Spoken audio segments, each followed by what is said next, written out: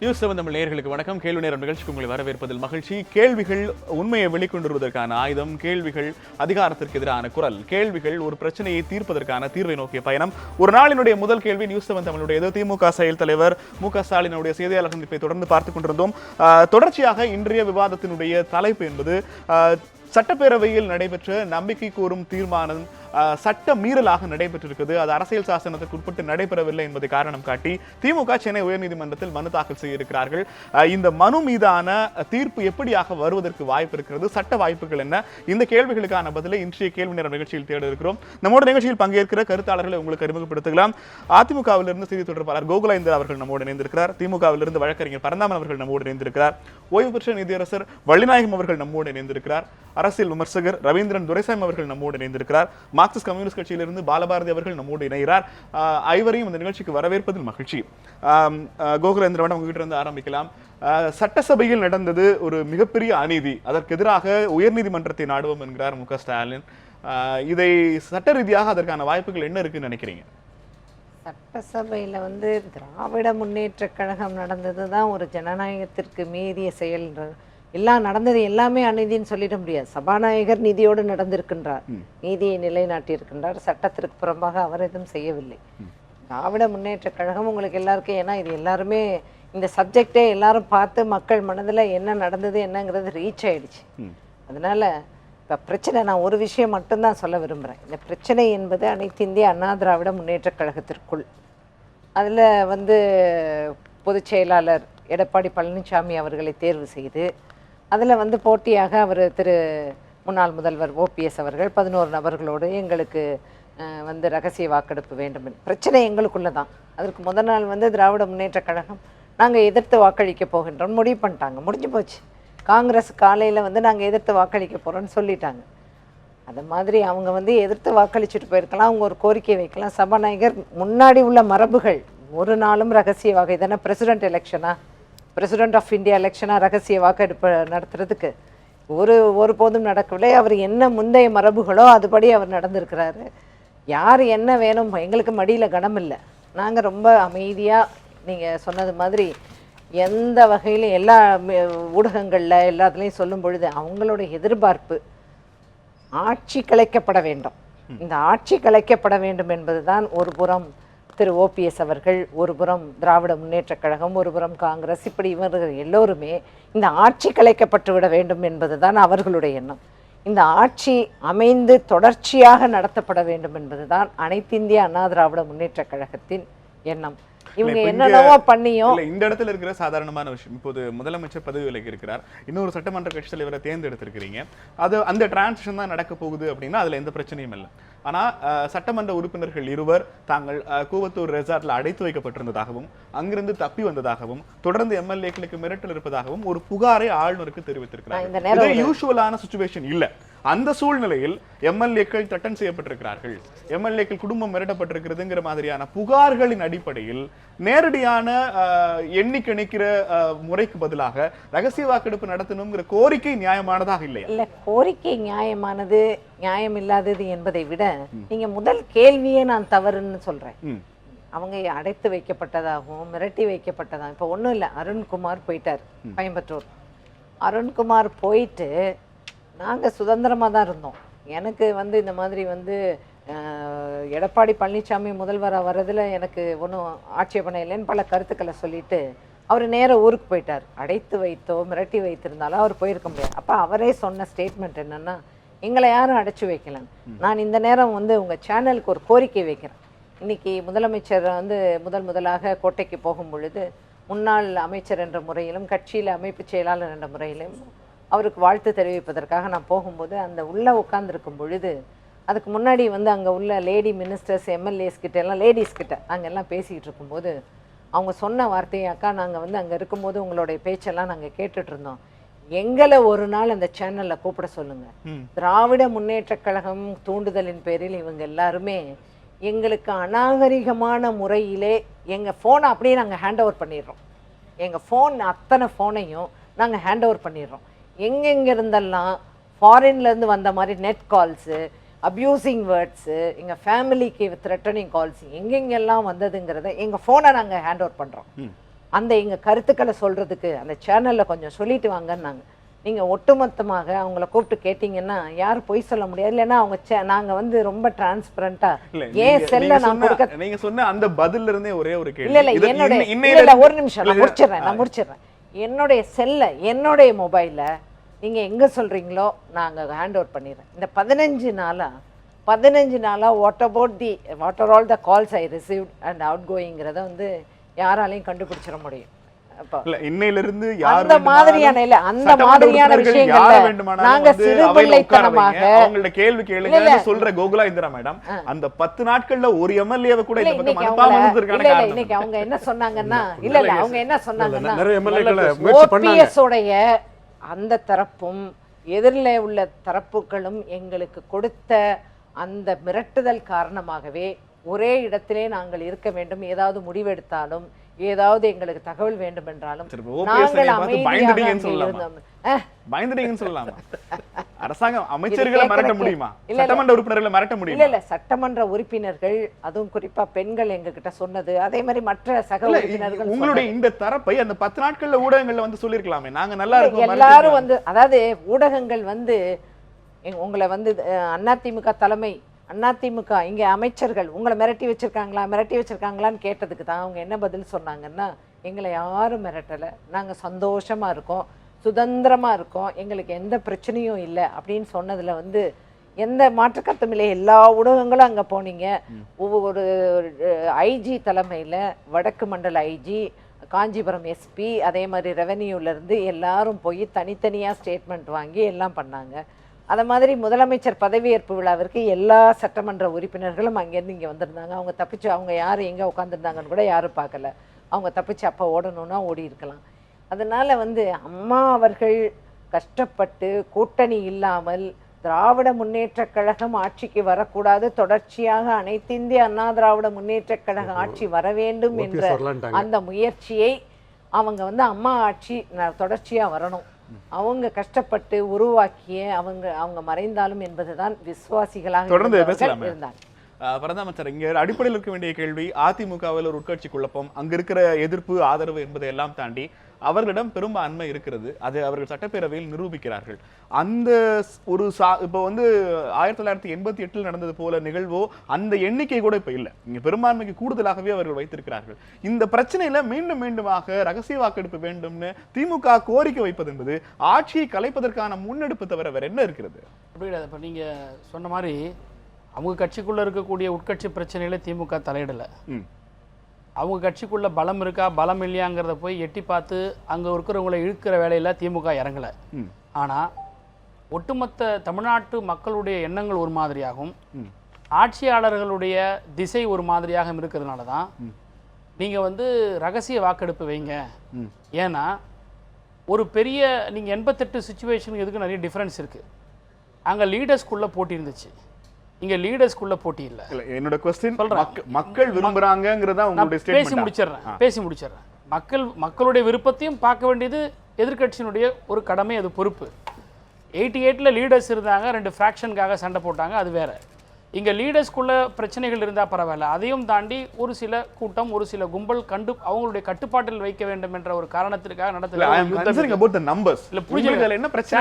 Numbers. ஜனநாயக நாட்டுல நான் ஒன்றும் வெளிப்படையாக சொல்கிறேன், ஜனநாயக நாட்டில் எல்லாருமே வந்து இத்தனை பேர் எருமைகள் அப்படின்னு இருக்கிறத காட்டி இவங்கெல்லாம் பசுமாடு அப்படின்னு சொல்லி காட்டி ஒட்டு மொத்தமாக போனாலும் ஜனநாயகம் தான். சட்டப்படி பார்க்க போனால் எல்லாம் சரியாக இருக்கும். ஆனால் நீங்கள் சட்டத்தை மட்டுமே பார்க்காம சமூக பார்வையோடு நீங்கள் பார்க்கணும். அப்படி சமூக பார்வையோட மக்களுடைய எண்ணத்தோடு நீங்கள் உண்மையிலே சட்டம்னீங்கன்னா ஒட்டுமொத்த மக்களுமே வந்து அந்த சட்டம் அவங்க மக்களுக்கு வந்து ஏற்புடையதாக அல்லது பாதிக்கக்கூடியதாக இருந்தால் அந்த சட்டம் என்ன செய்ய முடியும்? மக்கள்லாம் ஒன்று திரண்டாங்கன்னா மக்களுக்காக தான் சட்டம், சட்டத்துக்காக மக்கள் கிடையாது.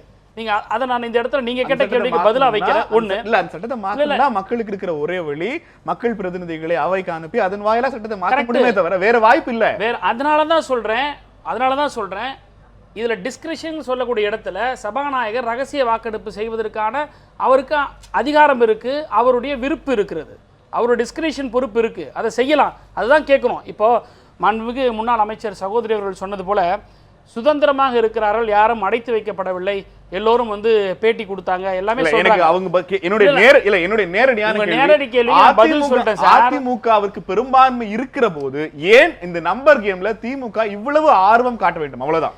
ஏங்க, எதிர்க்கட்சினா அரசியல்ல ஆர்வம் காட்டுவாங்க. நீங்க நினைக்கிற கேள்விக்கு பதில் சொல்ற அளவுக்கு தான் நீங்க நினைக்கிற பதில் தான் வரணும்னு எதிர்பார்க்காதீங்க. நான் சொல்ற பதில் உங்க கேள்விக்கு இதுதாங்கிற போது அடுத்த நகர்வுக்கு வந்துருங்க. ஒரே விஷயம், நம்பர் கேம் ஆடுறதுக்காக வரல, அங்க நம்பர் ரகசிய வாக்கெடுப்படுத்தினால நீங்க ஆடுற கேம் நாங்க வெளியில கொண்டாடுறோம்ன்றதான் சொல்றாங்க. பெரும்பான்மை நிரூபிப்பதற்கு ரகசிய வாக்கெடுப்பு எங்கு நடத்தப்பட்டதுன்னு சொல்லுவாங்க. என்ன தப்பா நினைக்க மாட்டார், குறுக்கிடுங்க. நான் இதை வந்து ஒரு விஷயமா நான் சொல்றேன். நான் பார்க்கும்போது தொடர்ச்சியா வந்து மீடியாக்கள்ல ஃபுல்லாவே ஓபிஎஸ் ஓபிஎஸ் ஓபிஎஸ்ன்னு வந்த உடனே அவங்க தலைவர் ஸ்டாலின் நினைச்சாரு நமக்கு அட்ராக்ஷனே இல்லாம போச்சேன்ட்டு தான் அன்னைக்கு அவர் நடந்ததே வந்து மீடியா எல்லாமே ரொம்ப நகைச்சுவையா சொல்றாங்க. அட்ராக்ஷனுக்காக அன்னைக்கு நடத்தப்பட்ட ஒரு நாடகம் தான். அதெல்லாம் ஒண்ணு இல்ல, இது அரசியலுக்கு உதவாத கருத்து. இது நகைச்சுவையா பார்த்துட்டு போயிடலாம். இதை இப்ப நீங்க இல்ல என்னுடைய கேள்வி, இந்த நம்பர்ல இதற்கு முன்பாக ரகசிய வாக்கெடுப்பு இந்தியாவின் எந்த மாநிலத்தில்? அதான் சார் நான் என்ன சொல்றேன், நெறியாளர் கேட்டுங்க. இதுக்கு முன்னாடி நடந்தது இப்படிதான் நடக்கணும்லாம் கிடையாது. கால மாற்றத்துக்கு ஏற்றாற்போல் சட்டங்கள் மாறுவதும் திட்டங்கள் போடுவதுங்கிறது வந்து இதுதான். நான் என்ன சொல்றேன், எத்தனையோ 11 எம்எல்ஏ நான் எங்களை மிரட்டினாங்க, நாங்க தப்பிச்சு வந்துட்டோம், ஓபிஎஸ் பக்கம் நிக்கிறோம்ங்கறத வந்து சொல்றாங்க. செம்மலை மாதிரியான இல்ல ஒரு 2-3 பேர் முதல்ல சில அதிமுகவினுடைய மூத்த தலைவர் செம்மலை உட்பட அத்தனை பேரும் சொல்றாங்க. அந்த 11 பேர் போக மீதம் இருக்கிற 122 பேரும் அவையில தான் இருக்கிறாங்க. அவங்கள ஒருத்தராவது உங்கள்கிட்ட ஸ்டாலின் கிட்டயோ அல்ல சட்டமன்ற உறுப்பினர் வந்து நாங்க எங்களை அடைச்சு வச்சிருந்தாங்க காப்பாத்துங்கிற குரல் இல்லையே. இல்ல அவங்க எங்க கிட்ட சொல்லணும்னு அவசியம் இல்லை சார். அவங்க எப்படி இருக்காங்க இல்ல அந்த ஆபத்திலிருந்து காப்பாற்றுவதற்காக நீங்கள் உங்களை கருதும் பட்சத்தில் மக்களினுடைய உணர்வுகளை சட்டமன்றத்தில் நீங்க பிரதிபலிக்க போறீங்க அப்படினா ஆபத்து பாண்டவனா எங்களை கருதும் பட்சத்தின்ற வார்த்தைகள் எல்லாம் உங்களுக்கு வேணா போட்டுறது தவிர இதுவா இருக்கமே தவிர அதை நீங்க ஒன்னும் எதிர்க்கட்சி மேல போட்டுருவாங்க. பரந்தாமன் சொன்ன வார்த்தை இல்ல, பரந்தாமன் பயன்படுத்திய வார்த்தை மக்களினுடைய பிரச்சனை, மக்களினுடைய குரலை எதிரொலிக்கிறோம். பரந்தாமன் ஆபத்து பாண்டவன் தான், அது அந்த பரந்தாமன். நான் இங்க உட்கார்ந்து இருக்க பரந்தாமன் ஆபத்து பாண்டவன்ற வார்த்தையை நான் பிரயோகப்படுத்தல. நான் எதிர்க்கட்சி வந்து மக்களுடைய எண்ணங்களை இல்ல மக்களுடைய எண்ணங்களை விருப்பங்களை நிறைவேற்றக்கூடிய பொறுப்பு எதிர்க்கட்சி இருக்கும் போது நீங்க ஆபத்து பாண்டவமான்றது வந்து குத்தி பேசுறீங்க. ஒரு பொறுப்பான கட்சியை ஸ்லேடையில நீங்க சாடுறீங்க. மக்களுடைய எண்ணம்ன்றது உங்களுடைய மீடியாக்களை நீங்களே போட்டு காட்டுறீங்களா? நீங்களே தான் போட்டு காட்டுறீங்க. இந்த அரசாங்கம் கூடாது, இல்ல இந்த முறை கூடாது, இவங்க மக்களுடைய விருப்பத்திற்கு நாங்க வாக்களித்தது இப்படி, ஆனா இந்த அரசாங்கம் வந்து பேக் டோர்ல யாரோ ஒருத்தவங்க பினாமி அரசாங்கமா செயல்படுறதுக்கு இது இருக்கு. இது எடப்பாடியினுடைய கவர்மெண்டா இருக்காது, அவங்களுடைய எடுபடி கவர்மெண்டா இருக்கும். மக்கள் தினம் பேசுறாங்க. சரி சார், நீங்க வழக்கறிஞர், எனக்கு இருக்கிற நீங்க சொல்றது எல்லாமே உண்மையாகவே இருக்கும் பட்சத்தில் இதை நீங்க கொண்டு போய் சேர்க்க வேண்டியது மக்கள் கிட்ட. மக்கள் திரும்ப தங்களுக்கான வாய்ப்பை தேர்தல்ல தான் காண்பிக்க முடியும். நீங்க பாருங்க, நீங்க நியூஸ் 7ல நீங்க திங்க் பண்றபடி திமுக செய்யணும்னு அவசியம் கிடையாது.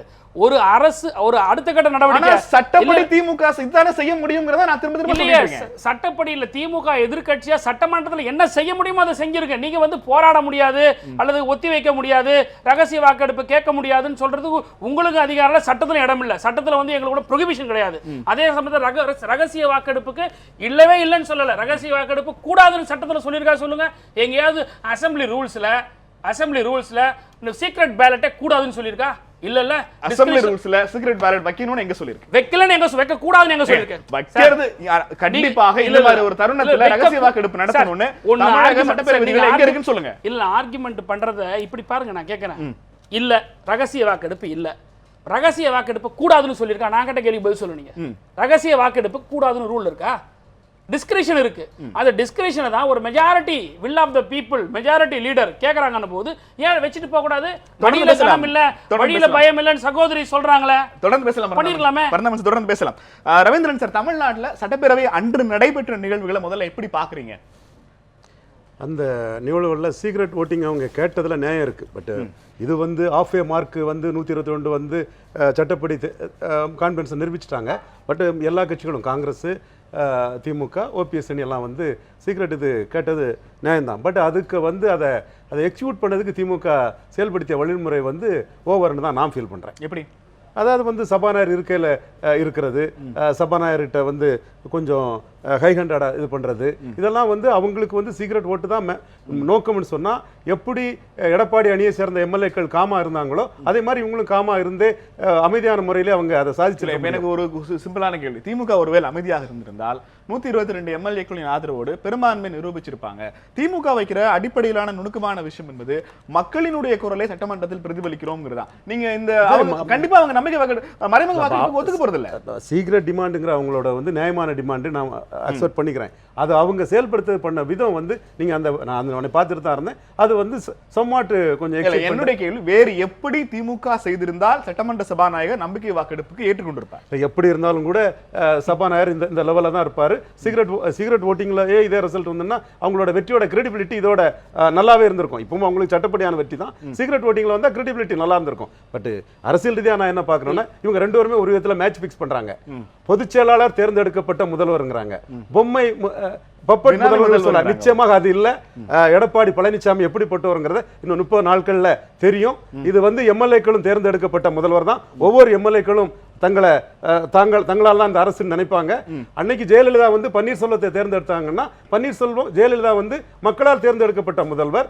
10வது இடத்துல இருந்த பன்னீர்செல்வத்தை முதல் இடத்துக்கு தூக்கி வச்சாங்க. இன்னைக்கு எடப்பாடி பழனிசாமி சசிகலா பொதுச்செயலாளரை தேர்ந்தெடுக்கப்பட்டால் சசிகலாவுக்கு செல்வாக்கு என்னன்னு தெரியாது. அது 50 5 it is not known. But ஜெயலலிதாவுக்கு செல்வாக்கு 40 நமக்கு அன்னைக்கு தெரிஞ்சது. இது என்னன்னு தெரியாத லெவலில் உள்ள தன்னோட பலத்தை நிரூபிக்காத ஒரு தலைவர். ஓபிஎஸ் அப்படித்தான். இந்த சூழ்நிலையில எடப்பாடி பழனிசாமி வந்து assuming person. Number 2 number 1 OPS அவர் போயிடுறாரு. எடப்பாடி பழனிசாமி நம்பர் 2 ஆகிறாரு. அடுத்தபடியா எடப்பாடி பழனிசாமி சேவல் சின்னத்தில் 1989 ஜெயித்தவர். அவருடைய சமுதாயம் வந்து ஆதரவுல தான் ஜெயலலிதா வந்து நம்பர் 2 பொசிஷன்ல 1989 பெற முடிஞ்சது. அல்லாது மூப்பனார் ஆதரித்த சமுதாயம் மூப்பனார் நம்பர் 2 கொண்டு வந்திருக்கும். இந்த வெள்ளாளக்கவுண்ட சமுதாய ஆதரவுல தான் ஓபிஎஸ் 2வது வந்தார்.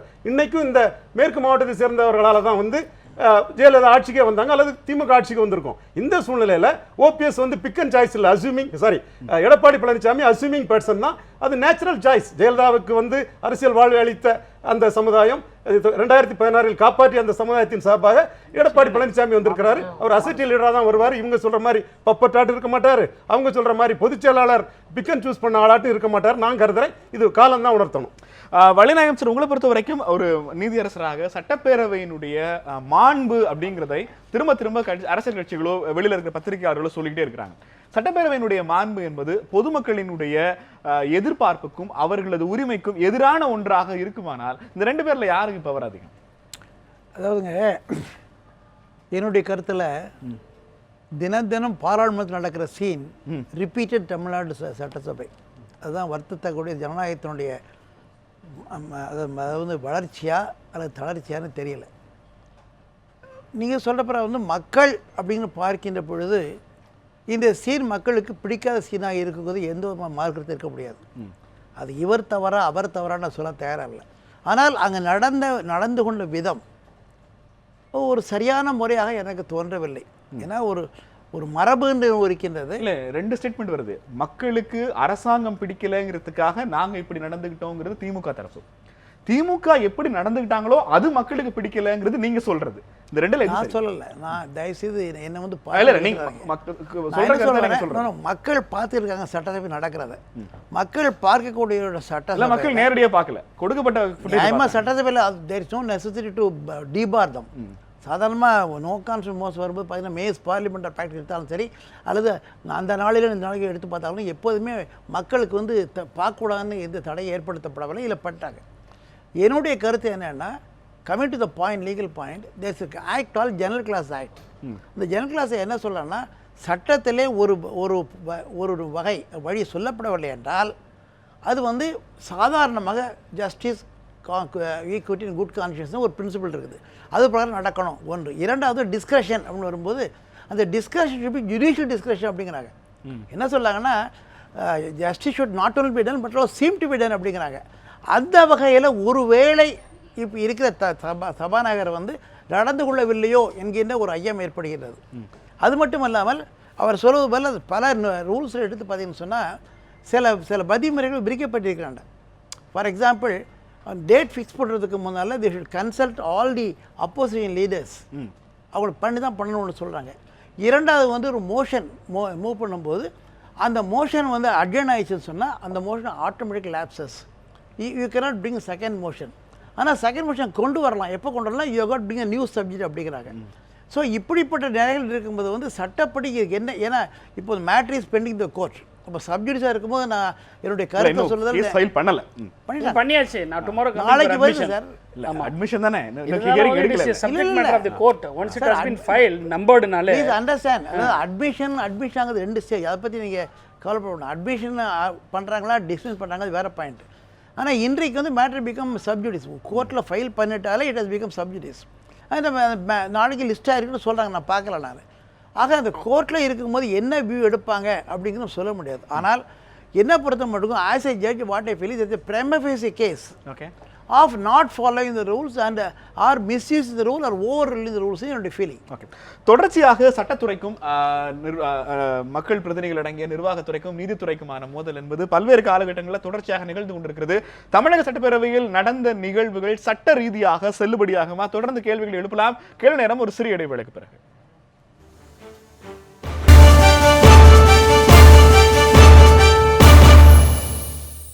கேள்வி நேரம் தொடர்கிறது. நம்பிக்கை வாக்கெடுப்பிற்கு எதிராக திமுக சென்னை உயர்நீதிமன்றத்தில் மனு தாக்கல் செய்திருக்கிறது. சட்டப்பூர்வமான சட்டப்படியான வாய்ப்புகள் என்ன இருக்கிறது? ஒரு பேரவையினுடைய மாண்பு அல்லது பேரவையினுடைய விதிகளில் நீதிமன்றம் எந்த அளவு வரை தலையிடுவதற்கான வாய்ப்புகள் இருக்கிறது? இதற்கு முன்பாக உதாரணங்கள் இருக்கிற எல்லா விஷயங்களிலுமே ஒவ்வொரு முறையும் பல்வேறு விதமான மாற்றங்கள் நிகழ்ந்திருக்கிறது. இது குறித்து இன்றைய கேள்வி நேரத்தில் கேள்விகள் எழுப்பிக் கொண்டிருக்கிறோம். மார்க்சிஸ்ட் கம்யூனிஸ்ட் கட்சியிலிருந்து பாலபாரதி அவர்கள் நம்மோடு இணைந்திருக்கிறார். பாலபாரதி மேடம், சட்டப்பேரவையில் நிகழ்ந்த நிகழ்வுகள் குறித்த உங்கள் முதல் கருத்து என்ன? திமுக தற்போது நீதிமன்றத்தினுடைய படிகளில் ஏறி இருக்கிறார்கள். என்ன மாதிரியான தீர்ப்பு அல்லது தீர்வு கிடைக்கும் என்று எதிர்பார்க்கிறீர்கள்? ஆளுநர் வந்து மெஜாரிட்டியை நிரூபிக்கணும் அப்படிங்கன்னு சொல்லி சட்டமன்றத்துக்கு ஒரு பொறுப்பு கொடுக்குறாங்க. அப்போது சட்டப்பேரவை தலைவர் ஆளுங்கட்சி பிரதான எதிர்க்கட்சி ரெண்டோடையும் பேசி ஒரு சுமூகமான வாக்கெடுப்புக்கு அவர் திட்டமிட்டிருக்கணும். ஆனால் எப்போவுமே ஆளும் கட்சியாக இருக்கக்கூடிய அதிமுக எதிர்கட்சியை ஒரு பொருட்டாவே கருதாது. இப்போ இதுவரைக்கும் நீங்கள் நடந்த விவாதத்தில் திமுக சபாநாயகர் நாற்காலிக்கு போனது எப்படி தப்பானது, இவங்க எப்படி கலகம் பண்ணியிருக்கலாமா, இது வந்து மாண்பை எப்படியெல்லாம் சீரழித்தது, ரொம்ப சரி. திமுகவை விமர்சிப்பது ரொம்ப சரி. எங்கள் கட்சியும் விமர்சனம் பண்ணியிருக்கு. தமிழ்நாடு முழுசும் இந்த விமர்சனம்ங்கிறது பெரிய அளவுக்கு போய் அதிமுக ஆளும் கட்சியினுடைய ரோல் என்ன, அவங்க செய்த தவறு என்ன என்பது திட்டமிட்டு மறைக்கப்படுகிறது. ரெண்டாவது, இவங்களுக்கு பின்னாடி இருக்கக்கூடிய மத்தியில் ஆட்சியில் இருக்கக்கூடிய பாஜக மத்திய அமைச்சர் மிக உயர்ந்த பொறுப்பில் இருக்கக்கூடிய திரு பொன் ராதாகிருஷ்ணன் சொல்கிறாரு, திமுக தலைவர் அதாவது எதிர்கட்சியின் தலைவருடைய சட்டை கிழிந்ததை பற்றி விசாரணை கமிஷன் அமைக்கலாமான்னு அவர் கேட்டிருக்கார். அப்படின்னா ஒரு தமிழகத்தில் ஒரு தமிழ்நாட்டினுடைய ஒரு உயர்ந்த இடமா இருக்கக்கூடிய சட்டமன்றத்தில் ஒரு பிரச்சனை ஒரு மோதல் வருது, அதை இவ்வளவு கேவலமாக நக்கல் அடிக்கக்கூடிய ஒருத்தர் மத்திய அமைச்சராக இருக்காருன்னா இந்த கேலிக்கு பின்னாலாம் அரசியல் நோக்கம் இல்லையா?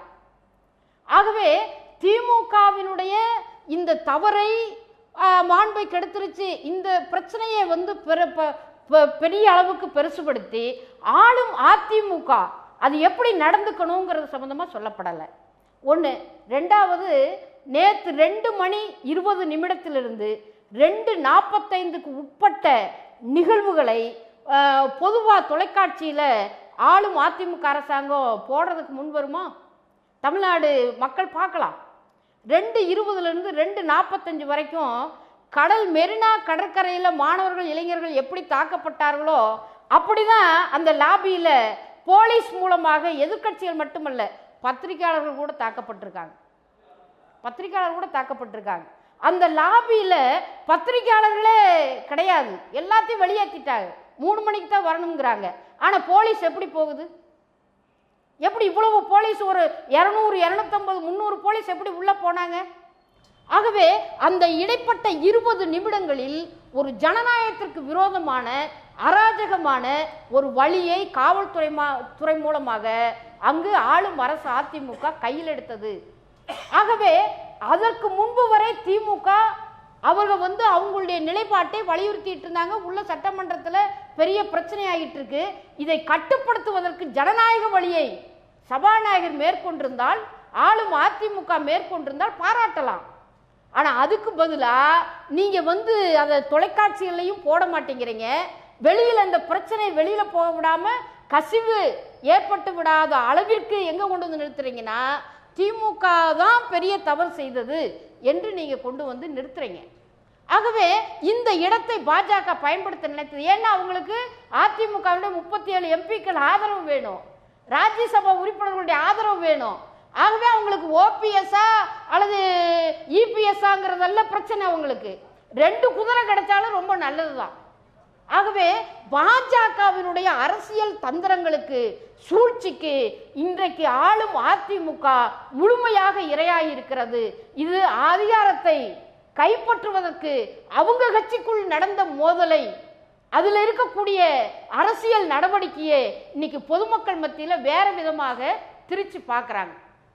ஆகவே இதுல வந்து சபாநாயகர் எடுத்த அந்த, அதாவது அந்த பிளாக் வாரியாக எடுத்த வாக்கெடுப்பு தான் ஏற்கனவே அந்த விதிகளில் இருக்கு. ஒன்று குரல் வாக்கெடுப்பு அல்லது அந்த பகுதி பகுதியாக வாக்கெடுப்பு, 2 தான் நடத்த முடியும். இதை நீங்க எதிர்கட்சி தலைவரோடு முன்பு ஒரு எதிர்கட்சி காங்கிரஸ் கட்சி இருக்கு, அவங்க ஒரு அரசாங்கத்துக்கு இணையா இருக்கிறவங்க, அப்போ அவங்ககிட்ட நீங்க பேசணுமா இல்லையா? வேற நீங்க வாக்கெடுப்பு நடத்தலாம் அப்படின்னா ஆளுநர்கிட்ட கலந்து பேசுங்க. அதுக்கு ஏதாவது சட்டத்துல விதி இருக்கா? ஆளுநர்கிட்ட பேசுங்க, 3 தரப்பும் பேசுங்க. அப்ப விதி இருக்கு அல்லது இல்லை, இப்படிதான் நடத்தணும்னு ஒரு ஆலோசனையை பெற்றுக்கொண்டு, ஒரு நெருக்கடியான ஒரு சிக்கலான ஒரு பிரச்சனை வந்துருது. வேற புதிய கட்சியெல்லாம் அங்க வரல. அதிமுகவில் ஆளும் அதிமுகவுக்குள் பிளவு 2 அணியா இருக்கு. அதிகாரத்திற்கு யார் அப்படிங்கிறது. திமுக இத்தனை போராட்டம் நடத்துகிற பொழுது அதிமுகவுடைய 2 அணியும் வேடிக்கை பார்த்தீங்களா? எப்படி ஓபிஎஸ் அணி மூச்சாவது விட்டுருப்பாங்களா? அவர் ஏதாவது பேசியிருப்பாரா? திமுகவை ஏன் இப்படி பண்றீங்க அப்படின்னு அவர் பேசுவாரா? பேசல. அப்போ அதிமுக வந்து அதிகார இடத்துக்குள்ள போறதுல தான் 2 பேர்த்தினுடைய கவனமா இருந்ததே தவிர திமுக என்ன கருத்து சொல்லுதுன்னு அவங்க காது கொடுத்து கூட கேட்கல. ஆகவே எதிர்கட்சி தலைவருடைய வாகனம் முதல்லயே சோதனை போடப்படுது. சட்டமன்றம் நடக்கும்போது காவல்துறை உயர் அதிகாரிகளோ மற்ற அதிகாரிகளோ இப்படி சோதனை போடுறதுக்கு யார் உரிமை கொடுத்தா உங்களுக்கு? ஆகவே இந்த சபையை சுமூகமாக நடத்துவதில் ஆளும் அதிமுகவுக்கு இருக்கக்கூடிய பாத்திரத்தை எல்லாரும் குறைச்சு பார்த்தா எப்படி சரியா இருக்கும்? இப்படி சொன்னாக்கா திமுகவுக்கு ஏதோ ஆதரவா நாங்க நிக்கிற மாதிரி நீங்க பார்க்க கூடாது. மார்க்சிஸ்ட் கம்யூனிஸ்ட் கட்சி அதிமுக திமுக 2ஓடையும் தேர்தல் அரசியல் உறவு கிடையாது. எங்க கட்சி மாநாடு எடுத்த முடிவு. ஆனா உழைப்பாளி மக்கள், நடுத்தர மக்கள் அவருடைய உரிமைகள் பறிவோகக்கூடிய இந்த சூழலில் ஆளும் அதிமுக செய்வது நியாயம். சபாநாயகர் நாற்காலியில உட்கார்ந்ததுதான் மிகப்பெரிய குற்றமான, அது குற்றம்தான். ஆனா சட்டப்பேரவை தலைவர் நடவடிக்கை சரியானதா என்றால் அது நிச்சயமாக விசாரணைக்கு உட்படுத்தப்பட வேண்டியது. அது ஜனநாயகத்திற்கு உட்பட்டு இல்லை. அதிமுகவினுடைய இந்த நடவடிக்கை தான் இவ்வளவு பெரிய சபையினுடைய மோசமான இந்த நடவடிக்கைகளுக்கு போயிருக்கிறது என்பது என்னுடைய கருத்து. சட்டத்தின்படி செல்லுமா செல்லாதா என்பது குறித்து பாலபாரதி மேடம், உங்களுக்கு கூடுதலாக நேரம் ஒதுக்கியதாக கோகுல இந்திரா அவர்கள் ஒரு புகார் தெரிவித்திருக்கிறார். அவர்கிட்ட பதில் போயிட்டு நான் திரும்ப உங்ககிட்ட வரேன். மேடம், அவர் எழுப்பி இருக்கிற கேள்விகளினுடைய சுருக்கமான 2 கேள்வி மட்டும் கேட்க விரும்புகிறேன். பெரும்பான்மை நிரூபிப்பதற்கு உங்களுக்கு 15 நாட்கள் கால அவகாசம் இருக்கிறது. நீங்கள் சட்டப்பேரவை சிறப்பு சட்டப்பேரவை கூட்டத்தொடரை கூட்டுவதற்கு எதிர்கட்சிகளுக்கு போதிய அவகாசம் அளித்து எதிர்கட்சி தலைவரோடு முதலமைச்சர் உட்கார்ந்து பேசி எப்படி நடத்த போகிறோம் என்கிற எந்த ஆலோசனையும் செய்யாமல் கூவத்தூர்ல இருந்து அமைச்சர்கள் புடைசூழ ஒவ்வொரு கார்லையும் 4 எம்எல்ஏக்களை பத்திரமாக கூட்டிக் கொண்டு வந்து ஒரு பெரும்பான்மையை நிரூபிக்க வேண்டிய கட்டாயத்தில் நடத்திவிட்டு திமுக மீது பழி போடுவதில் என்ன நியாயம்? அதாவது இதில் நான் ரொம்ப சுருக்கமாக தான் பதில் சொல்ல விரும்புகிறேன். சகோதரி பாலபாரதி நானும் வந்து ரொம்ப சுமூகமான உறவில் இருந்தவர்கள். எப்போ பார்த்தாலும் ரொம்ப நட்பு ரீதியாக பழகும். ஆனால் அரசியல் ரீதியாக நாங்கள் எப்பொழுது சண்டை போட்டுக்கொள்ள வேண்டுமோ, எப்பொழுது எதிர்த்து வாதம் செய்ய வேண்டுமோ வாதம் செய்து கொள்வோம். அவங்க சொன்ன கருத்தில் டெக்னிக்கலாக பார்த்தீங்கன்னா, திராவிட முன்னேற்ற கழகம் முதல் நாள் இந்த மாதிரி இதில் முதலமைச்சர் பதவி ஏற்றதுக்கப்புறமா 15 நாளுக்குள்ளே சட்டப்பேரவையில் வந்து அவங்க வந்து மெஜாரிட்டி ப்ரூவ் பண்ணணும்னு சொல்லும் பொழுது மரியாதைக்குரிய எதிர்க்கட்சி தலைவர், செயல் தலைவர், திராவிட முன்னேற்றக் கழக தலைவர் என்ன சொல்கிறாருன்னா, 15 நாட்கள் எதற்கு, குதிரை பேரம் பேசுவதற்கா அப்படின்னு ஒரு கேள்வியை வச்சுட்டு உடனே நடத்த வேண்டியதானே அப்படின்னு ஒரு விமர்சனம். அதுக்கப்புறமா இந்த மாதிரி 18ஆம் தேதி நடத்த போகிறோன்னு சொன்ன உடனேயே அவங்க கூட்டம் போட்டு, அவங்க அலுவலகத்தில் முறைப்படி கூட்டம் போட்டு, எடப்பாடி பழனிசாமிக்கு எதிர்ப்பாக நாங்கள் வாக்களிப்போம் அப்படின்னு மட்டும் சொல்லி முடிச்சிட்டார். ரகசிய வாக்கெடுப்பு வேண்டும் என்று நாங்கள் கோருவோங்கிறத முதல் நாள் கூட அவர் வலியுறுத்தலை. காலையிலே அறிவித்ததுக்கப்புறமா சபாநாயகரை போய் பார்த்து எழுத்துப்பூர்வமாக இந்த மாதிரி எங்களுக்கு ஒரு ப்ளீ இருக்குது, எங்களுக்கு ஒரு நாங்கள் வந்து டிமாண்ட் பண்ணுறோம் அப்படிங்கிறதையும் சொல்லலை. ஈவினிங் வந்து நாங்கள் எதிர்த்து வாக்களிப்போம்னு சொல்லும் பொழுது கூட இந்த மாதிரியான ஒரு கோரிக்கையை அவர் வைக்கலை. காங்கிரஸ் என்ன பண்ணாங்க, நாங்கள் பேசியிருக்கோம், எங்கள் கருத்துக்களை பரிமாறியிருக்கோம், எங்கள் தலைவருக்கு அங்கே அனுப்பிச்சிருக்கோம், திரு ராகுல் அவர்கள், மரியாதைக்குரிய ராகுல் அவர்கள் எங்கள் தலைவர் என்ன முடிவு சொல்கிறாரோ அதன்படி நடப்போம்னு சொல்லி 9 மணிக்கு மீட்டிங் போட்டு 10 மணிக்கு தான் அவங்க வந்து நாங்கள் எதிர்த்து வாக்களிப்போம்னு அவங்க முடிவு பண்ணாங்க. இதில் திராவிட முன்னேற்ற கழகம், காங்கிரஸு, ஓபிஎஸ் கிட்ட இருக்கிற 11 பேர், இவங்க 3 பேரும் சேர்ந்தா கூட ஆட்சி அமைச்சிட முடியுமா? ஆட்சி அமைக்க முடியுமா? முடியாது. நாங்கள் மக்கள் மீது தேர்தலை திணிக்கக்கூடாது. இந்த பிரச்சனைகள் சுமூகமாக முடிந்து விடலாம். நாளைக்கு ஓபிஎஸ் அவர்களிடம் போனவங்க கூட இங்கே தேடி வந்து அம்மா ஆட்சியில் எங்கள் தொகுதிக்கு நல்லது நடக்கணும்னு வந்துடலாம். ஏதோ ஒரு பிரச்சனை எங்களுக்குள்ளே. அதில் இன்னொன்று சகோதரியும் மற்றவங்களும் தெரிஞ்சுக்கணும், இன்றைக்கி வந்து 1000 கோரிக்கைகள் இப்போ ஓபிஎஸ் கூட நடக்கலைன்னு சொல்லலாம். ஆனால் வாக்கெடுப்பிலே அவர்கள் தான் முதல் நாள் கேட்டாங்க ரகசிய வாக்கெடுப்பு. வாக்கெடுப்பில் அவர்கள் அமைதியாக கலந்து கொண்டு 11 பேர் எதிர்த்து வாக்களித்ததையும், அது எல்லாரும் தெரியும். 11 பேர் ஓபிஎஸ் கிட்ட போயிட்டாங்க, 11 பேர் போயிட்டாங்க. 11 பேர் எதிர்த்தும் 122 பேர் இங்கேங்கிறது முடிஞ்சு போச்சு. அதனால் திராவிட முன்னேற்றக் கழகம், அவங்க தலைவர், மரியாதைக்குரிய தலைவர், தினம் ஓபிஎஸ் பேரும் அவங்க மட்டும்தான் பெரிய பப்ளிசிட்டி ஆயிடுச்சு, வைட் பப்ளிசிட்டியாக இருக்குது. எப்படியாவது ஏதாவது ஒன்று பண்ணி சென்டர் ஆஃப் அட்ராக்ஷன் நம்ம கொண்டு வரணுங்கிற மாதிரியான ஒரு நிலைமை எடுத்து வச்சுட்டு, ஒரு தலைவர், ஒரு மாபெரும் கட்சிக்கு தலைவர், எதிர்கட்சியில் இருக்கக்கூடியவர் இவ்வளவு தெளிவாக வாதங்களை எடுத்து வைக்க அதிமுகவால் முடியுமானால், பெரும்பான்மையான சட்டமன்ற உறுப்பினர்கள் உங்களோடு தான் இருக்கிறார்கள் என்றால், காலையில பிற்பகல் 1 மணிக்கு முதன்முறையாக 1 மணிக்கு ஒத்திவைக்கப்பட்ட பிறகு எதிர்கட்சி தலைவரை கூப்பிட்டு என்ன செய்யலாம்னு பேசிய போது, நீங்க ரகசிய வாக்கெடுப்பு நடத்தினாலும் குரல் வாக்கெடுப்பு நடத்தினாலும் உங்களுக்கு ஏதாவது ஒரு நியாயமா பேசுறாங்களா நீதிமன்றத்துல? நான் என்ன நினைப்பேன், எனக்கு இந்த வீடியோ காட்சிகளை பார்த்தா சபாநாயகரை தள்ளின மாதிரி தெரியல, வந்து உட்காருங்கன்னு திமுக ஆட்கள் உள்ள பிடிச்சிருக்காங்க. சபாநாயகரை தள்ளி மைக்க உடைச்சி டேபிள் மேல எல்லாரும் ஏறி பேப்பரை கிழிச்சு பேப்பர்ல வாய் வச்சு பெண் உறுப்பினர்கள் கூட இது பண்ணி தண்ணியை பாட்டில திறந்து ஊத்தி எல்லா காட்சிகளையும் நீங்களும் மறைத்து விட முடியாது. பூனை கண்ணை முடிச்சுன்னா உலகம் இருட்டு கிடையாதுங்க. அதனால எல்லா காட்சிகளையும் பார்த்து கொண்டுதான் ஸ்டாலின் அவர்கள் என்ன சொல்றாருன்னா, இது எல்லாமே அதிமுக தரப்பிலிருந்து எடிட் செய்யப்பட்ட காட்சிகள், ஏன் அவங்க லைவ் பண்ணல, லைவ் பண்ணிருந்தா எங்க பிரச்சனை தெரிஞ்சிருக்குன்னு சொல்றாரு. அவர் போய் சபாநாயகர்கிட்ட வருத்தம் தெரிவிக்கணும். இப்ப வந்து இந்த மாதிரியான காட்சிகளே நடக்கல, மார்பிங் பண்ணி எங்களை எல்லாம் இந்த மாதிரி கிரியேட் பண்ணி போட்டிருக்காங்க. இந்த டெக்னிக்கல் பாயிண்ட்க்கு மட்டும் ஸ்டாலின் நீதிமன்றத்திற்கு, மரியாதைக்குரிய ஸ்டாலின் அவர்கள் போக முடியும். அதிமுக இப்ப வரைக்கும் சட்டப்பேரவை நிகழ்வுகளுக்கு நேரலை செய்ய தயாராக இல்லாமல் இருப்பதற்கு காரணம்ங்கறாங்க. சபாநாயகர் மரபுப்படி நடந்திருக்கின்றார். எங்களுக்கு ஆட்சி மக்கள் மீது உடனடியாக திணிக்கக்கூடாது, இந்த பிரச்சனையை நாங்கள் தீர்த்து கொள்கின்றோம். முதல் நாள் வரை நாங்கள் எதிர்த்து வாக்களிக்கின்றோம் என்பதை மட்டும் தெரிவித்து விட்டீர்கள். திடீரென்று காலையிலே நேற்று பெய்த மழையிலே புதிதாக காளான் முளைத்தது போல ஏதாவது ஒன்று யோசித்து கொண்டு இங்கே வந்துவிட்ட அராஜகமாக, மக்கள் விரோதமாக ஒரு சபாநாயகர் மாண்புமிகு அவர்கள், அவர் எந்த ஜாதி மதமாக எந்த பிரச்சனையும் எந்த பிரச்சனையும் இல்ல, தேர்தலை திணிக்க கூடாதுன்னா எதுக்கு அதிமுக எம்எல்ஏக்களுக்கு போலீஸ் பாதுகாப்பு போட்டிருக்கீங்க? நான் தான் சொன்னேனே, என் செல்போன் உங்கள்கிட்ட போகும்போது கொடுத்துட்டு போறேன்னு சொல்றேனே. இல்ல நாங்க அதுக்கு அவ்வளவு பேரு ஃபோன் பண்ணி திட்டுறவங்க திமுக இல்ல, ஃபோன் பண்ணி திட்டுறவங்க திமுக இல்ல, என்னன்னு சொல்லி திட்டுறாங்க? கோடிக்கணக்கான மக்கள் ஒரே நிமிஷம், என்னன்னு சொல்லி திட்டுறாங்க? இனிமேல் தான் இல்ல, அதெல்லாம் நான் இந்த மன்றத்துல சொல்ல விரும்பல, காவல்துறையிடம் ஒப்படைக்க போறோம். இல்ல, இப்போ ஊடகங்களை திரும்ப வர்ற செய்தி என்பது, தங்கள் தொகுதி வாக்காளர்கள் சட்டமன்ற உறுப்பினர்களுக்கு ஃபோன் பண்ணி இந்த ஆட்சி அமைவதில் எங்களுக்கு உடன்பாடு இல்லை அப்படின்னு சொல்றாங்க.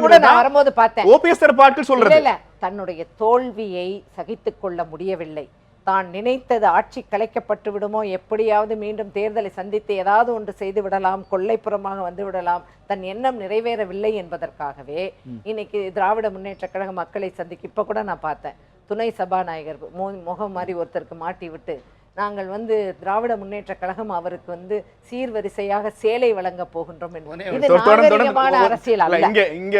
இங்க இல்ல அவங்க கேட்கறதுல இருக்கிற நியாயமான கேள்வி. உங்களுக்கு அப்படி ஒரு வேளை ஒரு குறை இருந்ததுன்னா நீங்க சட்டமன்ற கூட்டத்தொடர சனிக்கிழமை வைக்காதீங்கன்னு கடிதம் எழுதுனீங்களா? நாங்க நம்பிக்கை ரகசிய வாக்கெடுப்பு வந்தால் மட்டும்தான் சட்டப்பேரவையில பங்கேற்போங்கிறத எங்கேயாவது எழுத்துப்பூர்வமா சொல்லியிருக்கீங்களா? நீங்க முந்தின நாள் சொன்னது எடப்பாடி பழனிசாமிக்கு எதிராக வாக்களிப்போம், உங்க ஸ்டாண்டை நீங்க கிளியர் பண்ணிட்டீங்க, நீங்க வந்து வாக்களிச்சுட்டு போங்க. திடீரென்று அவையில் காலையில வந்து எல்லா குதிரை பேரம் நடக்க போகின்றது, உடனே நடத்த வேண்டியதானே? அப்படியான நீங்க சட்டப்பூர்வமான வழிகளையோ அல்லது அரசியல் பூர்வமான வழிகளிலேயோ திமுகவுக்கு இருந்த முரண்பாட்டை சமாளிப்பதற்கு அரங்கேற்றப்பட்டதா இந்த நிகழ்வுகள்? இல்ல அரங்கேற்றப்பட்டிருன்றதெல்லாம் கிடையாது. முதல்ல சகோதரி கேட்ட கேள்விக்கு பதில் சொல்லிடுறேன். 15 நாள் அவகாசம் கொடுக்கறது எதுக்கு அப்படின்னு கேட்ட கேள்வி கேட்டாங்க. அதிலிருந்து வந்து குறுகிய காலையில் சட்டமன்றத்தை கூட்டத்தொடரை கூட்டிட்டாங்கன்றது கான்ட்ரடிக்ஷன் சொல்ல வராங்க. அவ்வளோ நாள் நீங்கள் ஏன் கொடுக்குறீங்க, அது குதிரை பேரத்தை வழிவகுக்குன்ற பொருளில் சொன்னாங்க. ஆனால் அதே சமயத்தில் நீங்கள் வந்து சட்டமன்றத்தை கூட்டும்போது அதுக்கான டியூ கன்சல்டேஷன் இல்லைங்கிறத நீங்கள் ஏன் முன்கூட்டி லெட்டர் எழுதலை அப்படின்னு கேட்குறீங்க. அசம்பிளியில் சார் பார்த்தீங்கன்னா அந்த அசம்பிளி அவங்க சொல்றதே நீங்க எதுக்கு 15 நாள் டைம் கொடுத்தீங்கன்னு கேட்டதுனால தான் உடனே வச்சோங்கிற டோன்ல சொல்றாங்க. ரைட்டு, உடனே வச்சிங்க, ரைட், ஓகே வச்சுட்டீங்க.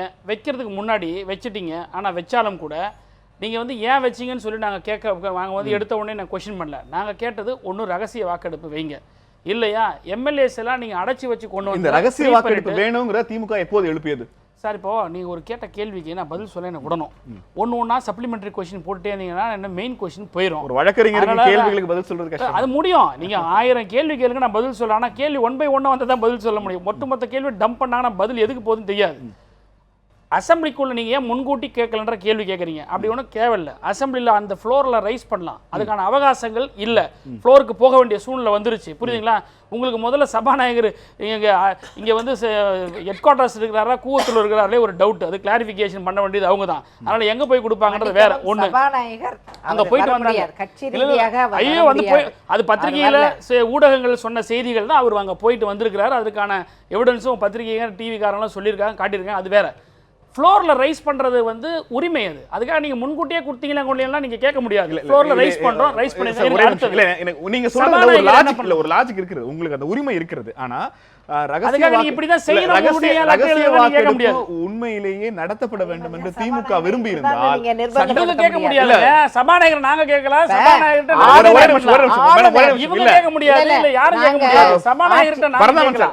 உங்களுக்கு உண்மையிலேயே பேரவையில் ரகசிய வாக்கெடுப்பு நடத்தப்பட வேண்டும் என்று இருந்தால் சட்டப்பூர்வமாக அதற்கான எல்லா வழிமுறைகளையும் நீங்கள் பின்பற்றி அதை நடத்தி இருக்க கூடும். ஆனால் அதற்கான எந்த ஏற்பாடுகளையும் முன்கூட்டியே செய்யாமல் பேரவையில் அன்று காலை தொடங்கியது அப்படிங்கிறது உங்களுக்கு அதுல அந்த அளவுக்கான டெப்த் இல்லாம அங்க போய் அதை எழுப்பி இருக்கீங்கறத நான் சொல்றேன். சார் பிரிலிமினரியா ஒரு அசெம்பிளி ப்ரொசீடிங்ஸை தெரிஞ்சுக்காம கேள்வி கேட்குறீங்க நீங்க. ஒரு பிரிலிமினரி அசெம்பிளி ப்ரொசீடிங் தெரியாம கேட்குறீங்க நீங்க. சட்டப்பூர்வமான வழிமுறையில் இருக்குன்னா அசெம்பிளி வித்தின் 48 hours கூப்பிடும் போது அந்த ஃப்ளோர்ல வந்து ஒரு பிரச்சனையை எழுப்புறதுக்கு, ஒரு மோஷனை கொண்டு வரதுக்கு, ஒரு இஷ்யூவை பேசுறதுக்கு எதிர்க்கட்சி தலைவருக்கு அந்த உரிமை இருக்குங்க. கேட்க முடியும். கேட்க முடியும். ஒவ்வொரு சட்ட நிகழ்வு தமிழ்நாட்டுல திமுக வழக்கறிஞர் அணிக்கு ஈக்குவலான ஒரு அணி இப்போது வரை இல்லை. உங்களால் நீங்க காலையில எதிர்க்கட்சி தலைவர் குறைந்தபட்சமா மோஷனுக்கு ஒரு லெட்டராவது கொடுத்திருக்க முடியும். அப்போது இந்த பிரச்சனையில் நீங்க சட்ட ரீதியாக விரும்பல. நீங்க புரிஞ்சுக்கிட்டு கேள்வி கேக்குறீங்களா இல்ல புரியாம கேள்வி கேக்குறீங்க? ஒன்னும் புரியல. மோஷனுக்கு லெட்டர் கொடுக்கணும்ல அவசியம் கிடையாது. அந்த ஃப்ளோர்ல ரகசிய வாக்கெடுப்பு கேட்கலாம், கேட்க கூடாது எங்க இருக்கு? நீங்க கேட்கலாம் என்பது போல அதை நிராகரிப்பதற்கு சபாநாயகருக்கு உரிமை இருக்கிறது. எல்லாருக்கும் உரிமை இருக்குன்னா இதே மாதிரி தான் போகும். எல்லாருக்கும் உரிமை இருக்குன்னா இதே மாதிரி தான் போகும். எப்படி என்றால் நீங்க லெட்டர் கொடுக்க அவசியம் இல்ல, நேரடியா ஃப்ளோர்ல கேட்கிறதுக்கு உங்களுக்கு உரிமை இருக்கிறது. நீங்க லெட்டர் கொடுக்காம நேரடியா கேட்பதை நிராகரிப்பதற்கு சபாநாயகருக்கு உரிமை இருக்குன்னு சொன்னா அதை அதே கேள்வியை தான் கேட்டுட்டு இருக்கீங்க. நான் அதே பதில் தான் சொல்லிட்டு இருக்கிறேன். ஒன்னு பாயிண்ட் மாத்தி கேளுங்க. கேள்விக்கு நான் இந்த கேள்விக்கான பதில் வரல, வந்துருச்சு. நீங்க கேள்வி லெட்டர் கொடுத்துட்டு தான் நீங்க அசெம்பிளிக்குள்ள போகணும்னு சொல்லி நீங்க எங்களை டிக்டேட் பண்ண முடியாது. ப்ரொவிஷன் அந்த மாதிரிலாம் கிடையாது. அதே சமயத்துல சபாநாயகர் நாங்க டிக்டேட் பண்ணல, டிஸ்கிரிஷன் தான். அந்த டிஸ்கிரிஷன் ஆளுநர்ட்ட ஆட்சி அமைக்க கோரிக்கை வைக்கும்போது ஒரு நிமிஷம் ஆளுநரை ஆட்சி அமைக்க கோரிக்கை இல்ல நீங்களே இதுக்கு சொல்லிருங்க. ஆளுநருக்கு ஆட்சி அமைக்கணும்னு ஆளுநர்கிட்ட போய் திரு எடப்பாடி பழனிசாமி அவர்கள் மாண்புமிகு முதலமைச்சர் கோரிக்கை வைக்கும் பொழுது, அதே மாதிரி பொதுச் செயலாளர் வைக்கும் பொழுதும் நாங்கள் காத்திருந்தோம். சில நிகழ்வுகள் மீண்டும் சட்டமன்ற தலைவராக, குழு தலைவராக எடப்பாடி பழனிசாமி.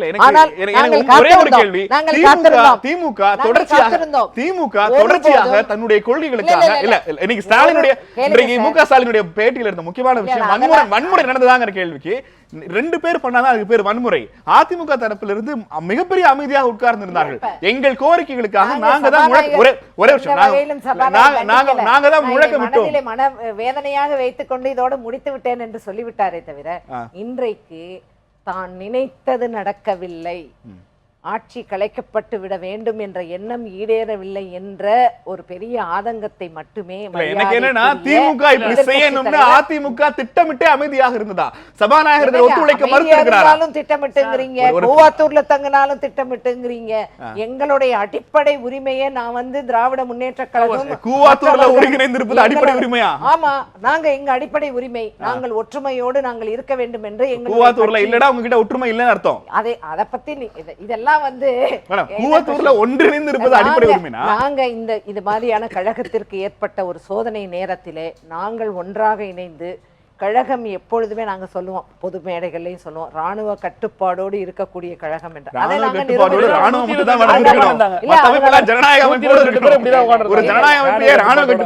தப்பு இருக்கு. என்னுடைய எங்க சட்டமன்ற உறுப்பினருடைய தனிப்பட்ட உரிமை. நான் கேட்ட கேள்விக்கு நிறைய குற்றச்சாட்டுகள் வச்சிருந்தாங்க, அதுக்கு பதில் சொல்றதுக்கு வாய்ப்பு இல்லாம ஒரு விஷயம். அதாவது வந்து எம்எல்ஏஸை வந்து சட்டமன்றத்துடைய எதிர்க்கட்சி தலைவரை வந்து நடத்தின விதங்கள் எல்லாத்தையுமே பற்றி பேசும்போது பார்க்கணும்னா, ஒரே ஒரு கேள்வி இதுக்கு மட்டும் சகோதரி பதில் சொல்லணும். வண்டியை வந்து இன்ஸ்பெக்ட் பண்ணுறதை பற்றி நாங்கள் எதுவும் மறுப்பு சொல்லலை, நீங்கள் பண்ணுங்கள், தப்பில்லை. ஆனால் அதே சமயத்தில் துணைத் தலைவராக இருக்கக்கூடிய திரு துரைமுருகன் அவருங்க, அவருடைய வயது, அவருடைய உடல்நிலையை கருதி அவங்கள அவ்வளோ தூரத்திலேயே நீங்கள் இன்ஸ்பெக்ட் பண்ணிவிட்டு வண்டியில் போக வச்சிருக்கலாம். ஆனால் எம்எல்ஏஸ்லாம் யாரும் போகக்கூடாதுன்னு சொல்லிட்டு காமராஜர் சிலை நிப்பாட்டி நடக்க வச்சு போகிறாங்களே. நான் கேட்குறேன், இதே அதிமுக சட்டமன்ற உறுப்பினர்களுக்கு அப்படி செஞ்சாங்களா? அவங்க எல்லாம் என்ன பண்ணாங்க, கிளவரா கேட் நம்பர் 10 போட்டு மினிஸ்டர்ஸ் கேட்டகரியில் ஒவ்வொரு மந்திரி கார்லயும் 4 எம்எல்ஏஸ் உட்கார வச்சாங்க. அப்போ மினிஸ்டர்ஸ்க்கு வண்டி போகலான்னா சட்டமன்றத்தோட எதிர்க்கட்சி தலைவர் கேபினட் ரேங்க்ல இருக்கக்கூடிய, அவரும் மினிஸ்டர் கேபினட் ரேங்க்ல இருக்கக்கூடிய ஈக்குவல் ஸ்டேட்டஸ். அப்போ அவர் வண்டி அனுப்பியிருக்கணும்ல உள்ள. நீங்க இன்ஸ்பெக்ஷன் பண்றத பத்தி இல்ல, எனக்கு அதை பற்றி தெரியல. ஐயோ, ஊரே போச்சு, ஊர்ல இருக்கிற எல்லாருமே பார்த்தாங்களா, டிவி போட்டாங்க, அவர் இறங்கி நடந்து அவர் சொல்றாங்க, ஆபீசர்ட்ட கேக்குறாங்க, அண்ணன் துரைமுருகன் இவ்வளவு தூரம் நடக்க முடியாது, சிரமங்க, முடியாதுன்னுட்டாங்க. இது என்னன்னா, இது அடைத்து வைக்கப்பட்டு கொண்டு வராங்களே, இதை தாங்க கேட்கிறோம். மக்களினுடைய குரலை சட்டமன்றத்தில் பிரதிபலிக்க வேண்டும் என்பதற்காக ரகசிய வாக்கெடுப்பு கூறியது திமுகவும் ஓபிஎஸ் அணியும். ஆனா நீங்க இவ்வளவு தூரம் உழைத்து உங்களுடைய குரலுக்காக உங்க மேல புகார்கள் சொல்லப்பட்டு நீங்க கலவரம் பண்ணதாக பல புகார்கள் உங்க மேல சொல்லப்பட்டிருக்கு. ஆனால் ஓபிஎஸ் தரப்பில் இருந்து அவங்க கேட்டு அவங்க கேட்கலன்றது வேற, புரியுதுங்களா? ஆனா இப்ப எல்லா பழியும் திமுக மீது பழிங்கிற வார்த்தையை நீங்க பயன்படுத்தலாம், அதுவும் பழியெல்லாம் கிடையாது. சிஸ்டர் சொன்ன மாதிரி என்னமோ வந்து ஓபிஎஸ்க்கு ஒரு பெரிய இமேஜ் கூடுதுங்கிறாரும், இதுக்காக தான் இது பண்றாங்கன்னா இவங்க வந்து அந்த மாதிரி நினைச்சிட்டு இருக்காங்க. இவங்களுடைய கற்பனைக்கு எல்லாம் நான் பதில் சொல்ல வேண்டிய அவசியம் இல்லை. தளபதியினுடைய அரசியல் வரலாறு, அவருடைய பயணம், அவருடைய உழைப்பு, அவருடைய தியாகம் இன்னைக்கு சாதாரண இளைஞர்கள், மாணவர்களுக்கு எல்லாமே தெரியும். அதனால வந்து இவங்க இபிஎஸ் வச்சுப்பாங்க, அப்புறம் ஓபிஎஸ் வச்சுப்பாங்க. இந்த லாவணி இதுக்கெல்லாம் நாங்க போக விரும்பல. அவர் ஒரு டைனமிக்கான லீடர் இல்லையா இருக்காங்கன்றத வந்து டைனமிக் லீடர்ங்கிறது நாட்டு மக்கள் நல்லா அசெம்பிளி அல்லது பார்லிமெண்டரி ப்ரொசீடிங்ஸ் கோர்ட்டுக்கு போகிற போது கோர்ட்டோட லிமிட் என்ன? குடும்பத்துக்குள்ள 1000 பிரச்சனை, குடும்பத்துக்குள்ள 1000 பிரச்சனை இல்ல. தயவு செய்து அசெம்பிளியை மாத்திர வேண்டாம். கோகுலேந்திரா மற்றும் பரந்தாமன் இருவருக்குமான வேண்டுகோள், தயவு செய்து அசெம்பிளியாக மாற்றிவிட வேண்டும். குற்றவாளியை தலைவியா வச்சுக்கிற கட்சி பேசுறது அசெம்பிளியாக இதை மாற்றிவிட வேண்டும். சட்டமன்ற நாடாளுமன்றங்களில் நீதிமன்றம் எந்த அளவு வரைக்கும் தலையிட முடியும்? இதுல வந்து மென்ஷன் பண்ணும்போது வந்து நீங்க இதா கொடுங்க, பெட்டிஷனா கொடுங்கன்னு கோர்ட் இன்ட்ரெஸ்ட் காட்டுது. இது காட்டுறதுனால நான் ஏற்கனவே சொல்லிட்டேன், சட்டசபைக்குள்ள ஸ்பீக்கருக்கு டொமைன்ல மெஜாரிட்டி நிரூபிச்சிருக்காங்க, என்னோட கருத்து அது. இப்போ வந்து கோர்ட் இதுல தலையிட்டு ப்ரொசீஜர் இர்ரெகுலாரிட்டி ஒத்தி வச்ச முறை நீங்க எப்படி பண்ணலாம்னு சம் ப்ரொசீஜர் சப்ஸ்டான்ஷியல் லாவில் 122 half a மார்க் மேல இருக்கிறாங்க. பட் சம் ப்ரொசீஜர் இர்ரெகுலாரிட்டி இருக்குன்னு கோர்ட் இதுல போகலாம்னு நான் கருதுறேன். இதுக்கடையில் பாலபாரதி சொல்றாங்க, இது என்ன பாஜக என்ன சுத்த சன்மார்க்க சங்கமா நடத்திட்டு இருக்காங்க? அவங்களும் அரசியல் கட்சி தான் நடத்திட்டு இருக்காங்க. அவங்களை பொறுத்தளவுல பைபோலர் பொலிட்டிக்ஸ்ல ஜெயலலிதாவால ஏமாற்றப்பட்டாங்க. 2014 2016லயும் சுமைல் அண்ட் சுமைல் 8 வில்லன்ங்கிற மாதிரி அவங்க கூட்டணி வரும்னு நினைச்சாங்க, அவங்களுக்கு கிடைக்கல. அந்த சூழ்நிலையில மல்டிபோலர் பொலிட்டிக்ஸ் வந்து அவங்களுக்கு லாபம்ங்கிறது அவங்களுக்கு இல்ல எனக்கு சட்டபூர்வமான கேள்வி ஒரே இந்த பிரச்சனையில் தீர்க்கப்படாத சில கேள்விகள் இன்னமும் தூக்கி இருக்கிறது. ஒன்று, தான் வந்து மிரட்டப்பட்டு கையெழுத்து வாங்கப்பட்டதாக ஓபிஎஸ் அவர்களுடைய புகார். எம்எல்ஏ ஹாஸ்டல் நான் வந்து கூவாத்தூர் விடுதியில இருந்து தப்பிச்சு நான் முடிச்சிடறேன். எம்எல்ஏ ஹாஸ்டல் தப்பிச்சு வந்ததாக சில எம்எல்ஏக்களுடைய புகார். இவற்றை எல்லாம் கவர்னர்கிட்ட திமுகவும் ஓபிஎஸ் அணியும் புகாரா தெரிவிச்சிருக்காங்க. ஆனால் இவற்றை நீதிமன்றம் எதன் அடிப்படையில கணக்கா எடுத்துக்கணும்னு கேட்கிறேன். இல்ல அது எந்த அளவுக்குன்னா எவிடன்ஸ் இல்லாத அளவுக்கு அதை நீதிமன்றம் எடுக்க முடியாது. சட்டசபை ப்ரொசீடிங்ஸ்ல ப்ரொசீஜரல் இரெகுலாரிட்டி இருந்தனா அது அவங்க அத பார்த்து அதுல இப்ப ரகசியவாதத்துக்கு சபாநாயகர் அதுல வந்து சபாநாயகருக்கு நீதிமன்றம் தலையிட முடியாதுன்னு சொல்லதுக்கும் அர்த்தம் இருக்கு. நான் ஏன் சொல்றேன், அது நீதிமன்றத்துல வந்து கல்யாண் சிங் கேஸ் வந்து ரெண்டு தரப்பு அங்க இருந்து கல்யாண் சிங் கேஸ் வந்து ரெண்டு பேருக்குமே சம பலம். ஜெகதாம்பிகா பாலுக்கும் கல்யாண் சிங் டிஎஸ்பியோட 12 பேர் எக்ஸ்பெல் பண்ணாங்க. அப்போ கோர்ட் இன்டர் பண்ணா. இப்போ வந்து அந்த இப்போ வந்து கோர்ட் எந்த அளவு இன்டர் பண்ணுங்கிற வந்து நம்ம பொறுத்து தான் பார்க்கணும். பட் ஒரு பாயிண்ட் இருக்குது, ப்ரொசீஜரல் இரெகுலாரிட்டில சபையை ஒத்தி வச்ச பிறகு மீண்டும் அதை எடுத்தாங்கிறது வந்து இன்றைக்கு என்ன சொல்லிருக்காங்கன்னா, இரண்டாவது முறையாக நாங்கள் வந்து தாக்கல் பண்ணலங்க நம்பிக்கை கோரும் தீர்மானம் ஒரு முறை தான் தாக்கல் பண்ணப்பட்டதாக அதிமுக தரப்புல அது இவங்க சொல்றது அவங்க சொல்றது கோர்ட் தான் அதை முடிவு பண்ணும். நான் பிஜேபி மேட்டர் நான் முடிச்சிடுறேன். பிஜேபி வந்து 2019 தான் குறி வைக்குது. பிரசிடென்ட் எலெக்ஷன்லாம் சிம்பிள் மோடிக்கு. இவங்களும் காங்கிரஸ் சேர்ந்த ஒரு கேண்டிடேட் பிரசிடென்ட் கேண்டிடேட் போடுவாங்கன்னு நினைக்கிறீங்க? ஷூரா போட்டுவிட மாட்டாங்க. மோடிக்கு தேவையான பலம் இருக்கு. வைஸ் பிரசிடென்ட் எலெக்ஷனும் மோடிக்கு சிம்பிள். இந்த தமிழ்நாட்டில் உள்ள 37 எல்லாம் அப்படின்னா தம்பித்துறைக்கெல்லாம் அப்பாயின்மெண்ட் கொடுத்து பார்த்துருப்பாரு. அதெல்லாம் ஒன்றும் மேட்டர் இல்லை. அவங்க 2019 98 99 மாதிரி வாஜ்பாய் இங்க வந்த மாதிரி ஏதாவது வர முடியாமங்கிறது அவங்களுக்கு நோக்கம். பாலபாரதியின் குற்றச்சாட்டு உண்மை. அதற்கான காரணம் பிரசிடென்ட் எலெக்ஷனும் வைஸ் பிரசிடென்ட் எலெக்ஷனும் அல்ல, 2019 பாராளுமன்ற தேர்தல். இல்ல, எனக்கு இந்த முறை திமுக சட்டப்பேரவையில் நடந்த நிகழ்வுகள்ல திமுக தரப்பு பேசப்படுகிற விமர்சிக்கப்படுகிற அளவிற்கு அதிமுக தரப்பு குறித்து யாரும் பேசவே இல்லைங்கிற பாலபாரதி குற்றச்சாட்டை எப்படி பாக்குறீங்க?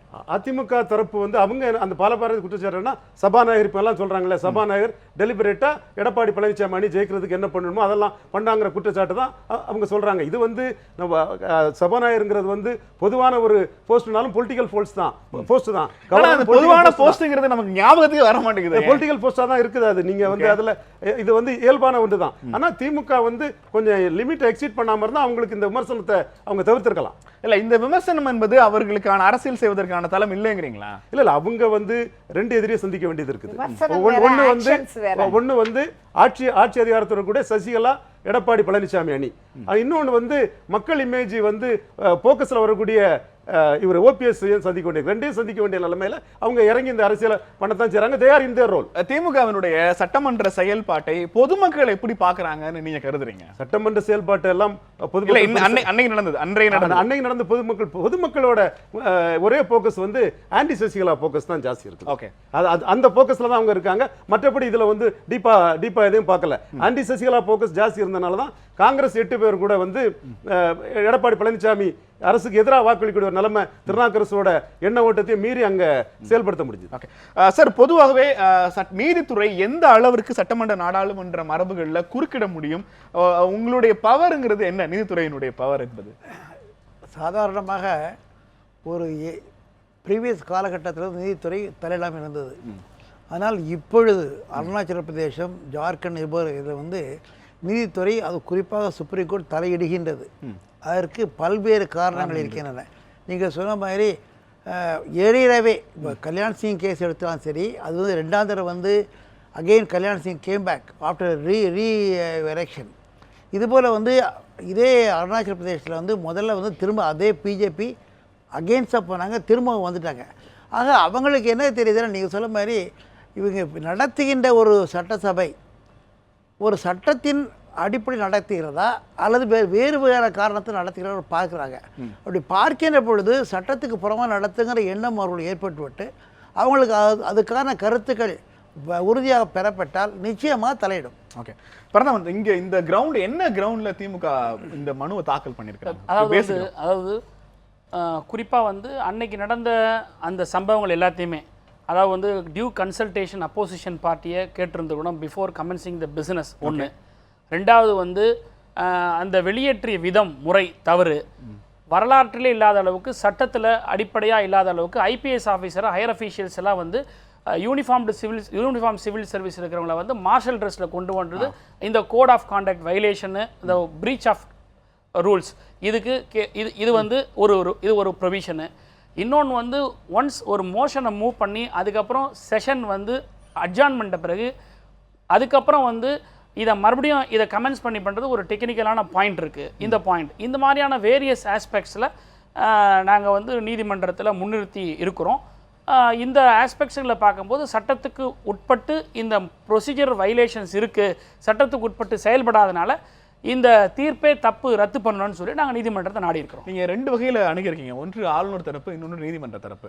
ஆளுநர் தரப்பில் என்ன மாதிரியான பதில் கிடைக்கக்கூடும் என்று திமுக எதிர்பார்க்கிறது? இல்லை, ஆளுநர் தரப்பு இல்லை. இப்போ அது ரிசல்ட்டே வந்து டெசிஷன் ஆஃப் த ஸ்பீக்கரை சேலஞ்ச் பண்ணி தான் நாங்கள் போகிறோம்.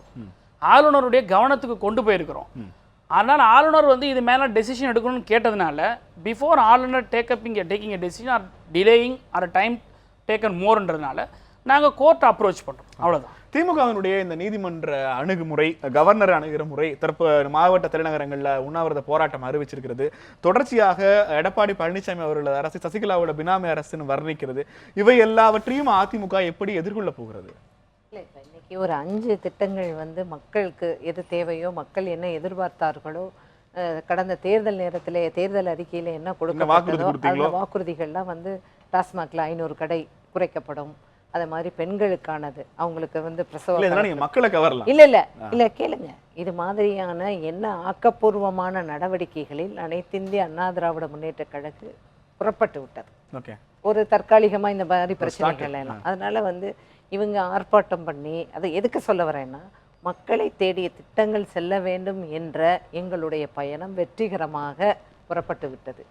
அதனால இது மாதிரியான இடர்பாடுகள், இவர்களுடைய இது மாதிரியான சின்ன சின்ன தடங்கல்களை எல்லாம் நாங்கள் நியாயப்படி மக்களை சென்று பார்த்து அதை எதிர்கொண்டு வெற்றிகரமாக மக்கள் மனதிலே இருக்க போகின்றோம் என்பதுதான். அதே போலவே இன்றைக்கு சபாநாயகருடைய இந்த நடவடிக்கைகளுக்கு நாங்கள் நீதிமன்றத்திலே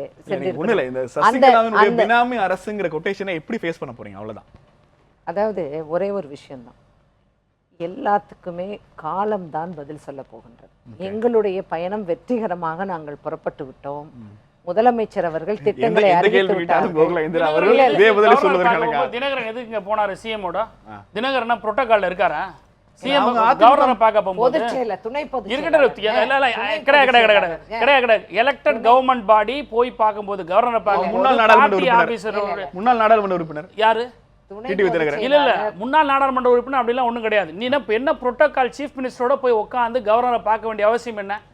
கவர்னரை பார்க்க இந்த பினாமி கொட்டேஷன் சொன்னீங்களா, அதான் கட்சியின் துணை பொதுச் செயலாளர் நாங்கள் எல்லாம் விரும்பி அவர் இருக்க வேண்டும் என்று சிறையில் இருக்கக்கூடிய சசிகலா பப்ளிக் போன்ல வந்து நான் இன்னும் திருப்பி சொல்றேன், பேச முடியாது. தினகரன் பேசலாம். தினகரன் மூலமா எடப்பாடி பழனிசாமிக்கு இன்ஸ்ட்ரக்ஷன் கொடுக்கலாம். பேசிட்டு போறோம். புரிஞ்சுட்டு அப்ப வந்துச்சு பாருங்க, பேசிட்டு போறோம். அப்ப கவர்மெண்ட்டை இயக்குறோம் நாங்க. சசிகலா வந்து ஜெயில இருந்தே வந்து தினகரன் மூலமா கவர்மெண்ட்டை இயக்குறோம். இன்னைக்கு 5 திட்டங்கள் அறிவிச்சிருக்காங்களே, இந்த 5 திட்டங்களை வந்து இவங்க என்ன சொல்ல போறாங்க, அவங்க என்ன சொல்ல போறாங்களா? ஆட்சியே அனைத்து இந்திய அண்ணா திராவிட முன்னேற்ற கழக ஆட்சி. அதனால நாங்கள் வந்து அவர் துணை பொதுச் செயலாளர். அதனால் அவர் வந்து இன்னைக்குள்ள ஒரு பிரச்சனை நியாயமான முறையில் நடந்தது என்பதை அவர் வந்து கொடுத்துருக்காரு. இன்னைக்கு பதவி ஏற்றுக்கிட்டாரே, வந்தாரா? செக்ரட்டரியேட்டில் அவர் வந்தாரா? எனக்கு என்ன இருக்குது, நான் முன்னாள் அமைச்சருங்கிற இதில் போனேன்னா, நீங்கள் முன்னாள் அமைச்சர், நீங்கள் அதெல்லாம் போகக்கூடாது, பிரசன்ட் அமைச்சர் தான் போகணும், பிரசன்ட் எம்எல்ஏ தான் போகணும் அப்படிங்கிற சட்டம் இல்லை. நான் முன்னாள் அமைச்சர், மரியாதை நிமித்தமாக போவது.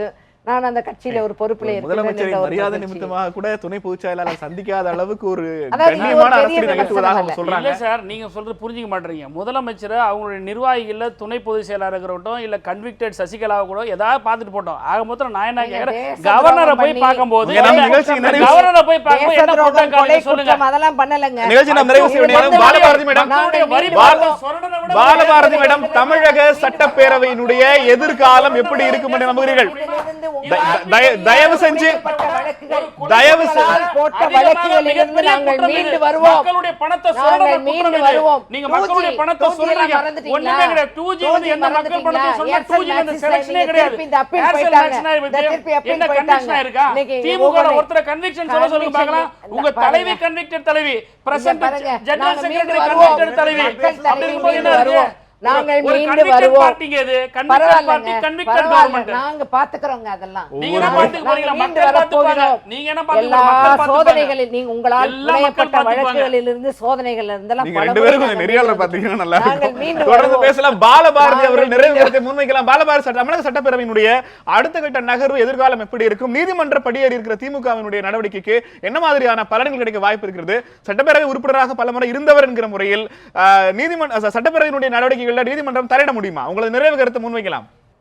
அதாவது நீதிமன்றத்தினுடைய வாத்துக்குள்ள அந்த துறையினுடைய எந்த பிரச்சனையிலையும் சட்டமன்றம் தலையிட முடியாது. சட்டமன்றத்தினுடைய உள் நடவடிக்கைகளில் நீதிமன்றமும் தலையிடாது. ஆனால் அதே சமயத்தில் சட்டத்திற்கு உட்பட்டு சில வழிகாட்டுதல்களை ஏற்கனவே உச்ச நீதிமன்றம் செய்திருக்காங்க. எஸ்ஆர் பொம்மை மத்திய அரசு அவங்களுடைய ஆட்சியை நீக்கம் செய்யப்பட்ட பொழுது உச்சநீதிமன்றம் அதனுடைய கருத்துக்களில் சில விஷயங்களை சொல்லியிருக்கு. இதையெல்லாம் வழிகாட்டுதலாக வைத்து உயர்நீதிமன்றம் என்ன வழிகாட்டுவாங்க, எப்படி பரிசீலனை பண்ணுவாங்கங்கிறது தெரியல. அது நீதித்துறையினுடைய ஜனநாயகம். ஆகவே இதுவரைக்கும் இந்த ஜனநாயகங்கள் ஒன்றுக்கொன்று முரண்பாடு இல்லாமல் மக்கள் பிரச்சனையில் ஓரளவுக்கு போயிட்டு இருக்கு அப்படிங்கிறத நான் மார்க்சிஸ்ட் கம்யூனிஸ்ட் கட்சி பார்க்குற. சில நேரங்களில் முரண்பாடு மோதல்கள் வருது, அத்துமீறல்களும் வருது. அந்த சமயத்தில் மக்கள் தலையீடும் இருக்கணும். ஒன்று. ரெண்டாவது, இந்த விஷயத்தில் யாருடைய கவனத்துக்கும் வராத ஒரு பிரச்சனை என்னன்னா, ஆளுநர் இத்தனை நாள் காலதாமதம் செய்திருக்க வேண்டியதில்லை. இது மத்திய அரசினுடைய திட்டமிட்ட ஒரு ஏற்பாடு. ரெண்டாவது, நான் ஏற்கனவே சட்டமன்ற உறுப்பினராக இருந்திருக்கேன்.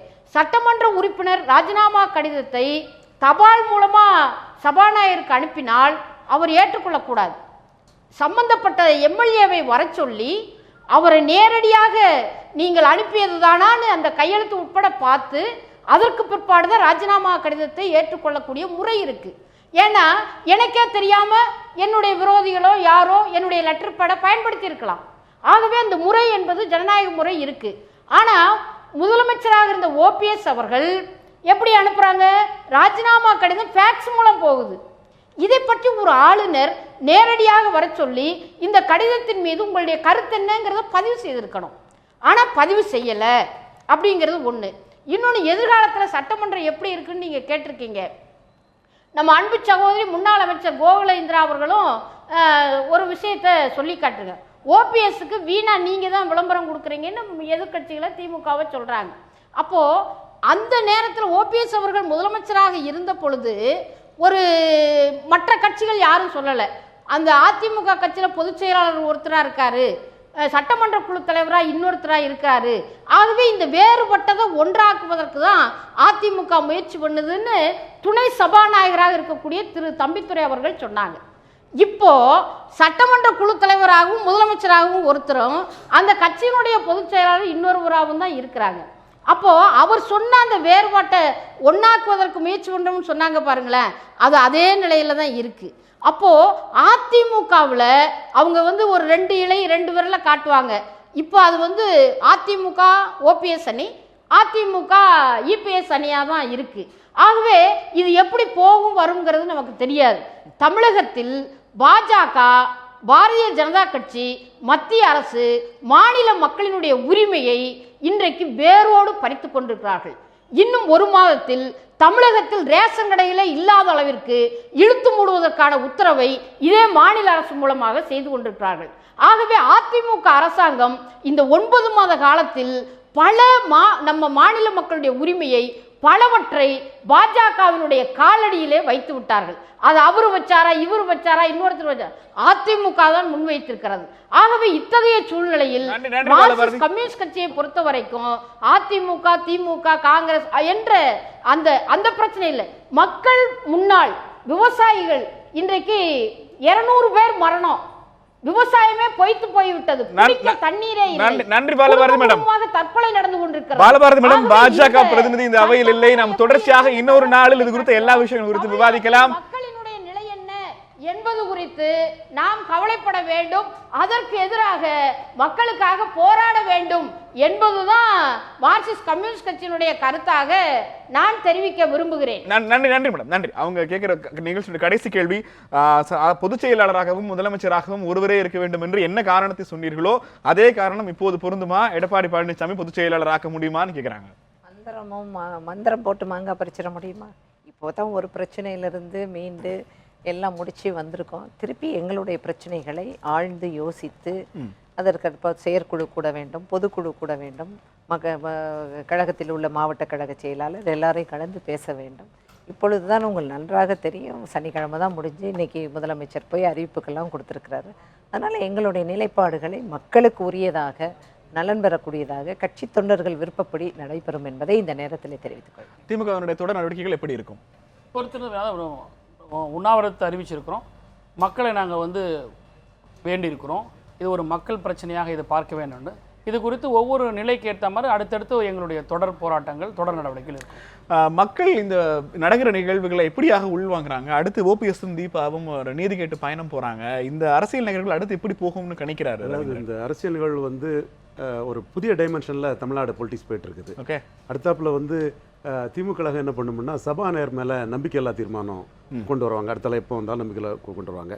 பட்ஜெட் செஷனில் பட்ஜெட் அதை ஓட்டெடுப்பில் அதை வீழ்த்த முடியுமான்னு பார்ப்பாங்க. இது திமுகவுக்கு ஸ்ட்ராட்டஜியாக இருக்க முடியும். அடுத்து அதிமுக 2 அணியில் இன்னைக்கு மக்கள் மத்தியில் ஆன்டி சசிகலா கடுமையாக இருக்குது. ஆனால் யாருக்கு எவ்வளோ ஓட்டுங்கிறது தேர்தலில் தான் தெரியும். அது உள்ளாட்சி தேர்தல், ஆர்கே நகர் இடைத்தேர்தல். இந்த 2 இடைத்தேர்தலில் ஓபிஎஸ் அணி எவ்வளோ வாக்கு எடுக்குது, இவங்க சசிகலா எடப்பாடி பழனிசாமி அணி இவ்வளோ வாக்கு எடுக்கிறதுங்கெல்லாம் பார்த்து தான் இதில் இந்த ஆட்சியோட நிலைத்த தன்மையும் அடுத்த கட்ட நகர்வுகளும் இருக்குது. இதையும் தாண்டி அதிமுகவில் எல்லா ஃபேக்ஷனும் ஒன்றா சேருங்கிற மாதிரி அவங்களுக்குள்ள ஒரு அந்த லீடர்ஷிப்பு அந்த இது எடுக்கலாம். கேபி முனிசாமி போன்றவங்கலாம் அந்த மாதிரிப்பட்ட ஒரு சிலர் அகற்றிட்டா எல்லாரும் ஒன்றா சேர்ந்துடலாங்கிற அந்த மூவும் இருக்குது. ஆக எந்த காலகட்டத்தில் இல்லாத அளவுக்கு முன்னாடியெல்லாம் நம்ம கருணாநிதி வர்சஸ் ஜெயலலிதா, கருணாநிதி வர்சஸ் எம்ஜிஆர் தான் அந்த பொலிட்டிக்ஸை பார்த்தோம். இப்போ யார் என்னங்கிற அந்த அளவு எப்படி வருதுங்கிற அந்த பொலிட்டிக்ஸ் மாறி இருக்குது.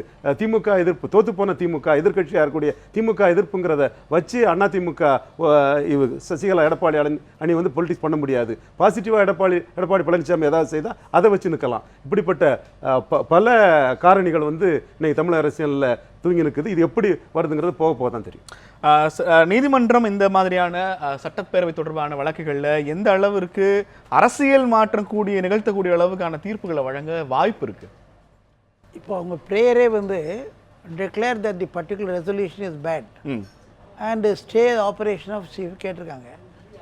இன்ட்ரீம் ஸ்டே கொடுக்குறாங்களா இல்லை நீ கேட்டது பதில் சொல்லலாம். இன்ட்ரீம் ஸ்டே கொடுக்கலாம் அல்லது வேறு வகையில் இது procedure irregularity which goes to root of the matter. அதாவது procedure can never win the law. Okay, procedure irregularity that goes to root of the matter அப்படின்னு ஒருவேளை ஃபீல் பண்ணாங்கன்னா they can ask for another voting. Okay, அதற்கு வாய்ப்பு இருக்கிறது. திமுக சென்னை உயர்நீதிமன்றத்தில் நம்பிக்கை வாக்கெடுப்புக்கு எதிராக கொண்டு போயிருக்கிற மனு எப்படியாகும், தமிழ்நாட்டினுடைய அரசியல் சூழல் குறித்தும் ஒரு நீண்ட நெடிய விவாதத்தை அரங்கிற்கு வெளியேயும் நமக்கு நிகழ்த்தி காட்டிய 5 கருத்தாளர்களுக்கும் கேள்வி நேரம் தனது மனமார்ந்த நன்றியை தெரிவித்துக் கொள்கிறது. இன்னும் நிகழ்ச்சி சந்திக்கலாம். நன்றி, வணக்கம்.